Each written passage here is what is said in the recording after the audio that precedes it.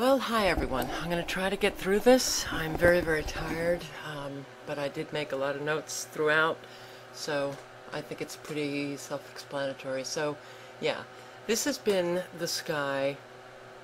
Well, this was last Friday, and it has been a solid white with a few, maybe a couple of hours of some blue, but it has been pretty incredible. So I'm driving and I'm looking at this, and I'm thinking, my God, it's, and I didn't see anything until I started viewing it earlier. Now, watch what happens.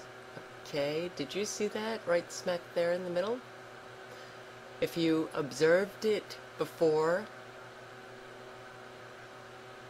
I asked you to watch, then you're observant, more observant than I am.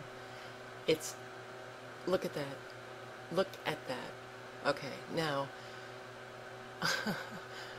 I have seen so many bizarre things in the sky here that, yeah, do you see the blue thing hanging down? All right. It starts out like this, right? Rod-like. It then has that white streak or whatever. Something is definitely powering this. And then it changes to that. I mean, that's pretty rapid. It bumped out like a weird kind of tram or something. And then it receded. And it went over, it just kept doing it. I mean, you'll see it on the film. And then it just goes back, it recedes. You see that square? I see so many squares in the clouds here. Or V's. V's, that just means that it's going to break apart. But yeah, if you look closely, you'll see a wooden palette. But there are streaks of that color blue. Now, I did zoom in. I must have seen something, but I sure did not see what I saw when I viewed the video earlier today. Frankly, it scared me.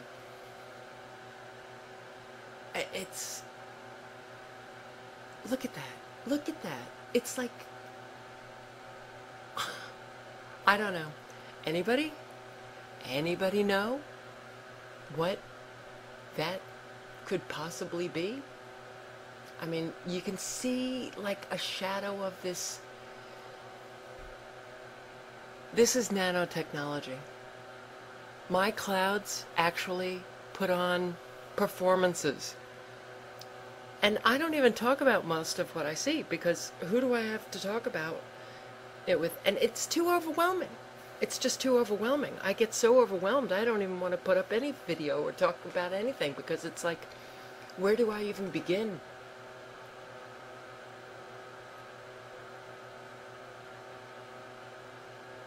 I put in that footnote, or the subtitle, what is that? Might have come too early, but it was the blue stuff. Is that even seen? I can't even go back and redo this because I'm way too tired. But, yeah, no, what is that? That's what I meant. Look at that. Alright. Anybody have any guess? Sure would like to hear it. Drop a comment below. Thanks for watching.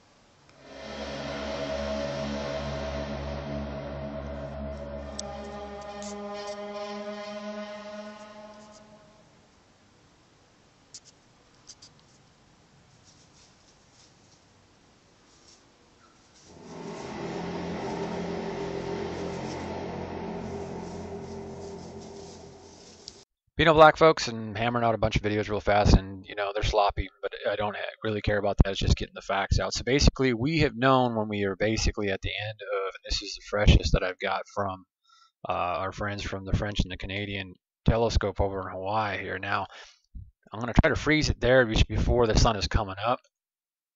Okay, I'm not really paying attention about the sun and the supergiants right now, but we do know that we end up seeing these shadows. And what I've been wondering if this is this thing that we've always seen on a lot of YouTube videos a long time ago within the last 2 years, and they might still be up on the tube. They should be. That NASA or some organization from the space alliances and stuff like that from all the countries and stuff have put some kind of a sheet. And I remember seeing some videos on it and stuff like that, and I just didn't really get too concerned because I kind of knew what they were up to.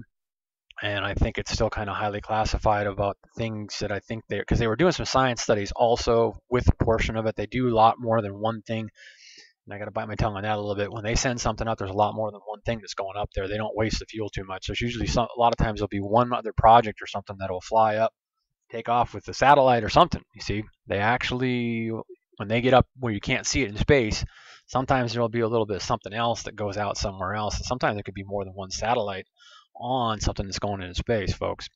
Cargo costs a lot of money to get up there. Those rockets ain't cheap. So now, and that's going to be when private too. They're going to end up catching on to that too. But NASA does it real good.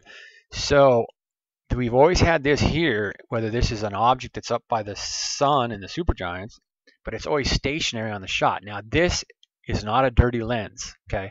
Because this stuff appears and disappears, and we know that they're basically some kind of planetarial or whatever you want to call it, an object, and basically they must be pretty darn good sizes. Now, we do know that we have remnants, and I have showed you actual scientific data that's in databases on it before that follow the Earth, and also there's remnants of actually the moon also in its orbit, okay? And they're small objects, but it'd be interesting to people to do is because see these are basically some remnants or something to do that's in space that's pretty much with Hawaii's directional is always there in the sky. Now you're going to see, I believe, this one here will have another one that moves or orbits around this one here, and you're going to see it in this footage here pretty quick. Now as you can see, there is something that's in front of the sun that orbits around the sun that ends up putting this, like I say, when you take a camera and you've always thought that you have had lens flare, okay, there's always been those colors that you end up seeing in front of the sun when you shoot towards the sun on a 35 millimeter camera, and you know how they've always had us go to digital? Yeah, well, in the 35 millimeter too, also, you would always see those signatures. There's always what is in front of the sun, okay, because there is objects in front of the sun pretty much all this time.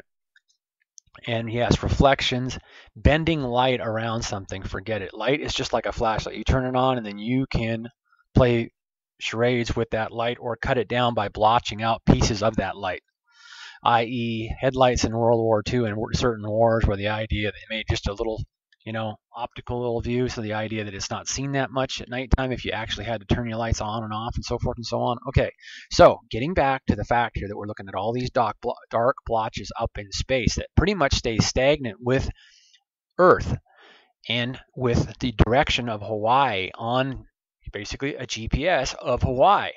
Now, satellites don't sit there above.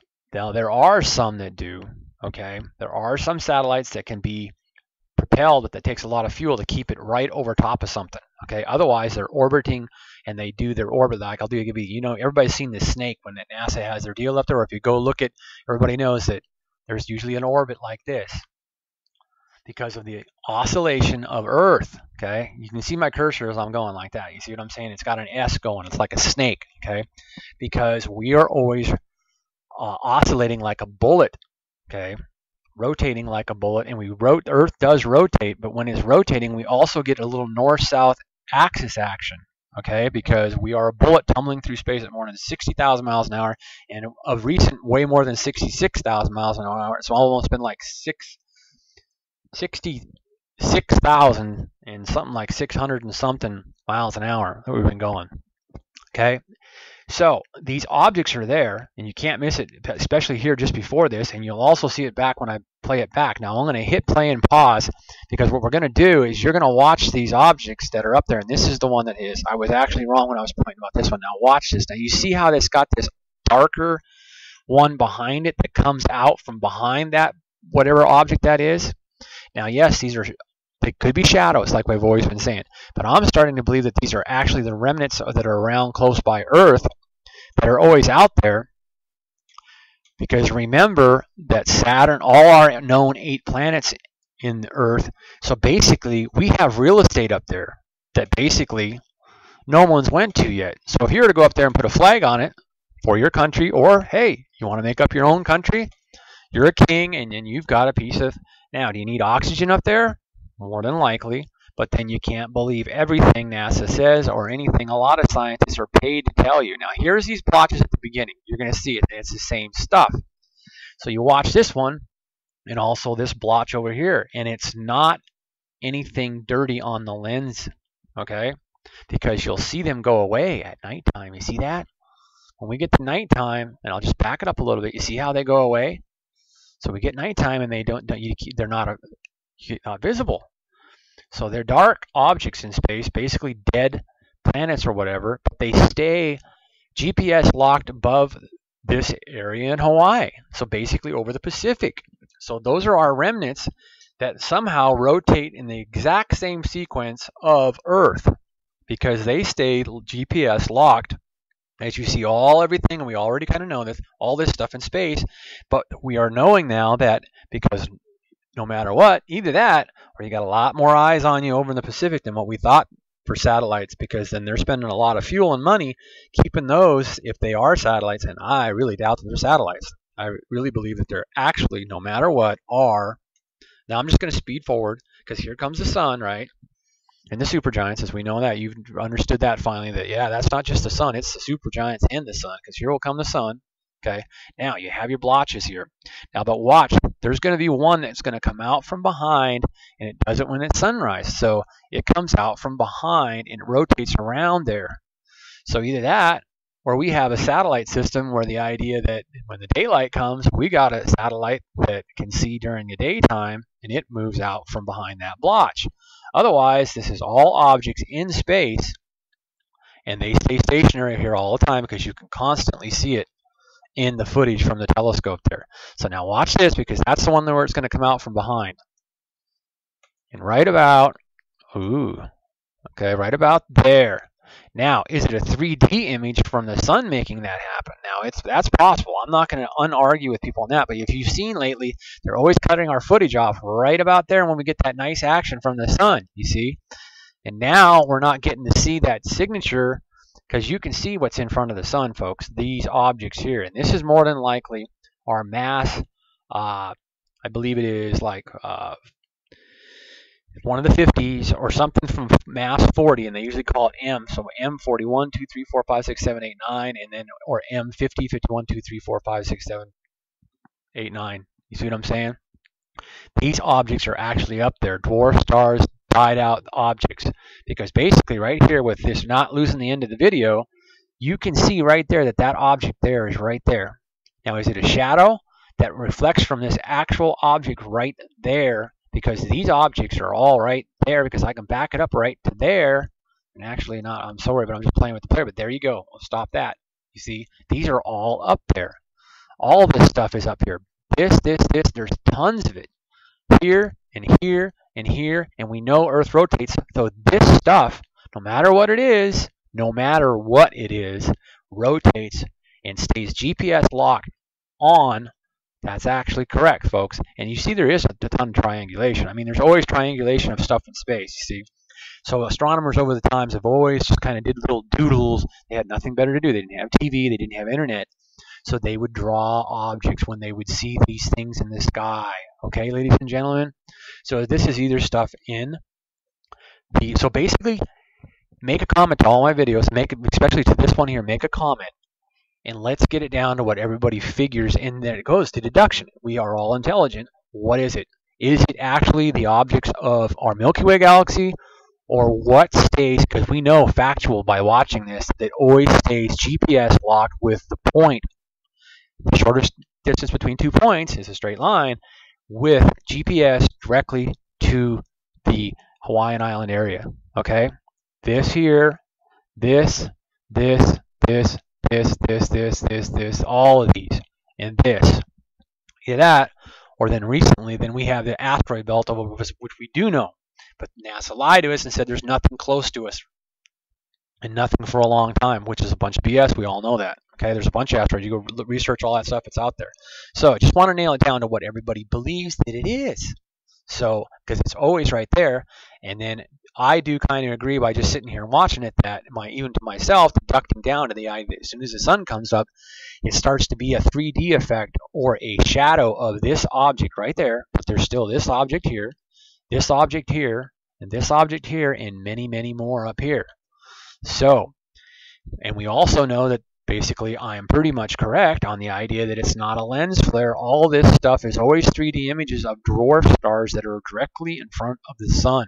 And it's the idea that we've always never really known they're there unless you get a welding goggle out or something like that and directly would look into the sun. And also lens protects your telescope to look at the stuff also, because this is all signature of stuff that is in front of the sun. And you can tell by this is an object, that's an object, and then there's some objects that are intertwined here, and this could be the same here, but it's a 3D effect of this, but what object is it? Is it this here that starts to be the 3D, or is it one of the objects that's in this lens that everybody always professionally as a photographer calls it a lens flare, but it's actually objects that are in front of the sun, okay?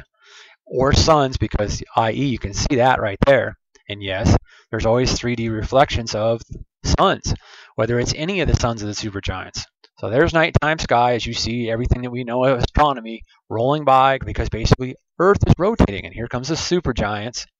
And as you see, I'm getting a glitch here, and then we get the suns, at least the sun will come up, that will give us light right now, and then you get 3D effects. So right now we're getting a lot of sun from one, and then we've had all these videos I've showed you before with that there was way more than one sun up there. And yes, other planets get illuminated and they look like suns, i.e. a pilot diving because of, seeing Jupiter after waking up from a nap. And they do officially take naps, folks. They go on cruise control. The co-pilot, co-captain is sitting in the seat. If something goes wrong, he's got enough ability to up the motors, do something, or try to get it under control before, if he's in the bathroom or taking his nap or talking to, and then now they usually lock their door, and I'm all for them having a gun up there. Then you're on a safe flight. Okay, so very interesting. Okay, so then I don't think there's anything, and I'm starting to believe that maybe some of the directional left rights, but we had the ones that looked before were actually, we knew that they were too fast to be airplanes, and they were actually light propagation from space down to Earth. Okay. So some of these might be planes, some of them might be satellites and stuff like that. I'll just block, that action there. Might be satellites, might be F-18s, our newest, fastest jets, or whatever. You see what I'm saying? And or commercial, because see, they speeded the tape time up like crazy. It used to be real slow, where you could kind of see where the idea that I would kind of go, it's like, that ain't a plane. Then I've even had, it could be somebody that's impersonating being somebody that's been in the military, but there has been people make comments say, hey, I used to be in the, now listen to me. No matter what, whether it's illegal or not, there's people that are out there that are heavy military that they don't like somebody saying that they're military and not military. So the idea, most everybody's pretty damn smart about that. So if I got somebody that's saying they're military on here and says that they're this, I don't believe it 1,000%, but the idea I think is pretty factual that some of the objects that I have pointed out in my videos, they pretty much say the same damn thing, that they're not airplanes. Okay. Now I do agree what we're seeing crisscross here could be satellites or something like that, or F-18s, or something new that the military can tell you about, a faster jet. Okay, keeping a real good eye. But then again, it still could be light triangulation that we know we get from outer space that I've proved before, because it's like whammo, it's there. Because to me, it doesn't look like this ends up coming up from underneath the clouds. It's like all of a sudden it's there. See, kablamo, and then away, gone. See, in a very short amount of time. So a lot of stuff still to look at. These the French-Canadian telescope over there is very interesting. Always look at this footage over there. Okay, because we basically got it down and we always see these shadows, and then boom, and then I think that is a shadow that gets created by the sun that comes out from around this object here. But then again, maybe it is an orbital, but it's kind of coincidental that it looks like a shadow of this object. But you know that that